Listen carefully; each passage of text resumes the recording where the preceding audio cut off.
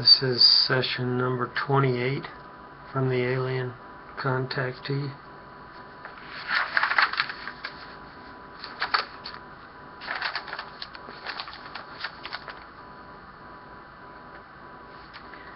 With the guidance of our alien benefactors and by the mandate of our patient mother, the Earth, we will see the way forward.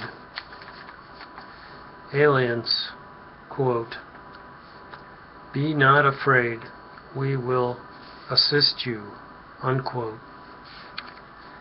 As the human race contemplates relinquishing the money system and replacing the Admiral's panopticon with a global perception of the universal consciousness, we might feel uneasy. We are looking at sweeping changes here across every avenue of our existence.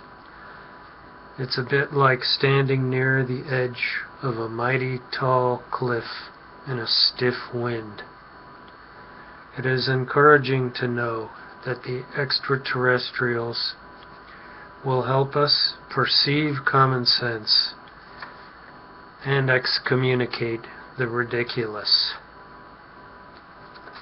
Number 2, I made up a word, crop circle tree. It was supposed to mean anything of unknown origin and unknown meaning. Telepathic Consortium, quote, "No such animal," unquote, meaning that this word does not exist. Number 3, I was able to achieve a brief moment of quiet consciousness that might be called meditation. I visualized the sonorous, metallic, ringing tone that was taught to me by the non-corporeal Ancient One. Almost immediately, the alien mathematical art began to appear in my mind. It was a writhing, tessellated structure of hallucinatory beauty. It was intimated to me that I should consider the object we call levitation. That brought an end to the meditation. In my little world, there is no such thing as levitation. Just as there is no such animal as that hated word, astrology.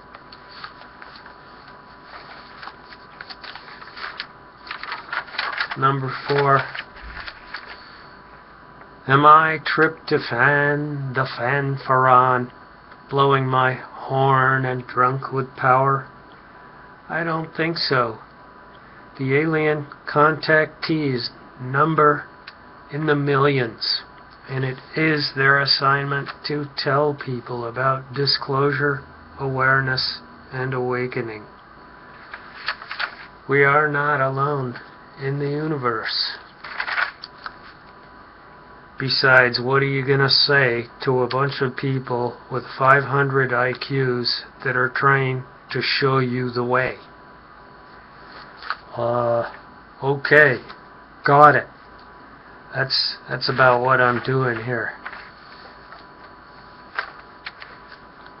Number 5, I was remembering how my mother's dog would take such deliberate steps to come into the room and say hello to me. The alien mentor said, "All animals are equally beloved. That's why I shouldn't eat them." Their question is, if you found a place in your heart for Jack the dog and Elvis the cat, what about the thousands of cows, pigs, sheep, and chickens you have slaughtered? Number 6, I drove across 1,000 miles of fair countryside to find the silver work of the Indian craftsmen. When I eavesdropped upon some of their beautiful, indecipherable language, the aliens interjected, "See if you can find it in your heart to speak to someone." A comment upon my reclusive nature. Number 7. Are the aliens suggesting a global, non-incremental approach? Do they intend to enable each and every one of us with the powers of instantiation simultaneously? Maybe I should not seek to systematize the immense sea change in my mind. Maybe this should all happen like a mood swing or a turn in the weather, an accidental course of events, a part of nature. Am I sensing the non-sequential, omnidirectional ideation of beings from a hyperdimension parallel to our own, or perpendicular? I don't know. Number 8. Aliens, quote, "Simply take it and use it. Release yourselves from this poverty you have invented," unquote. They mean use the physics in the crop circles already known in the classified sphere to alleviate every scarcity. There is no reason to wage a contest over anything.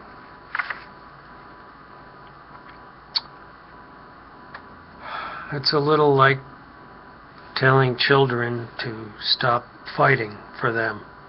Aliens, quote, "The objective is a transition without war," unquote. This would be unusual in human history for an all-encompassing transformation to occur without armed struggle. Glorious conquest is simply unnecessary. This is how people with 500 IQs see our situation. Number 9. I have some corrections here. I have lots of mistakes in my YouTubes. Number 1, the bath interferometer may not be attached to a telescope. Number 2, the ancient astronomers were at work thousands of years ago, not hundreds. It says in parentheses here, note the anaglyphy in ancient Assyria depicting solar system models that could only be perceived with modern telescopy. And there's several question marks after that. Number 3,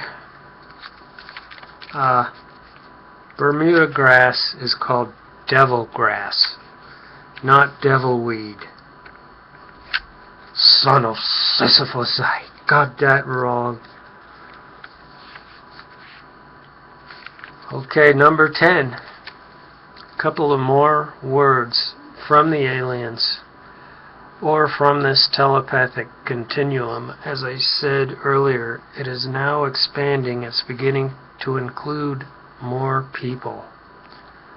The first word is semiotics, the study of signs, symbols, and signification. It is the study of how meaning is created. And then Anagogic. Number 1, it is related to the mystical or spiritual meaning or application of words,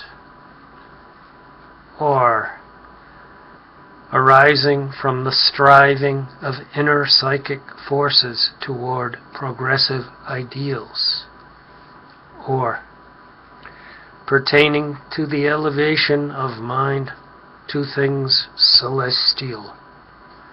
Now that sounds like it's from the aliens. That kind of gives you a picture of their mentality, of their reverential attitude toward symbology and their worshipful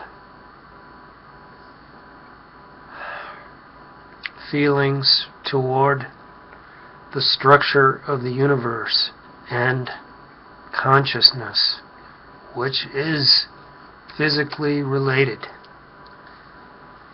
and which is described in the crop circles. Number 11.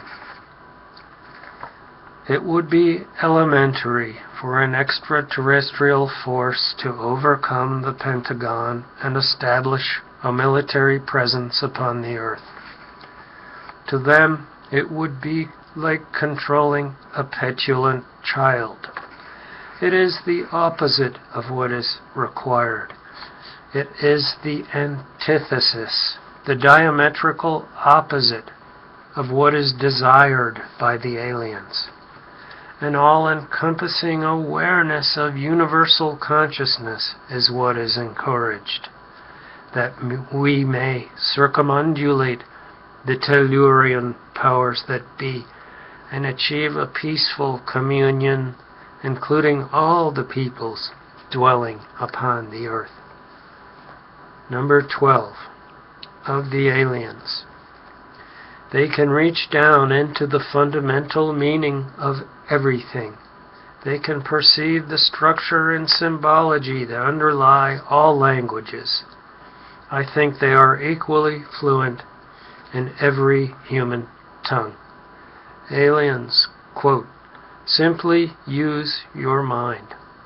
You can perceive this underlying apparatus, unquote. This is why they speak such perfect English. They once described a letter I was composing as a symposium of sentences, and music as the ambassador of suggestion.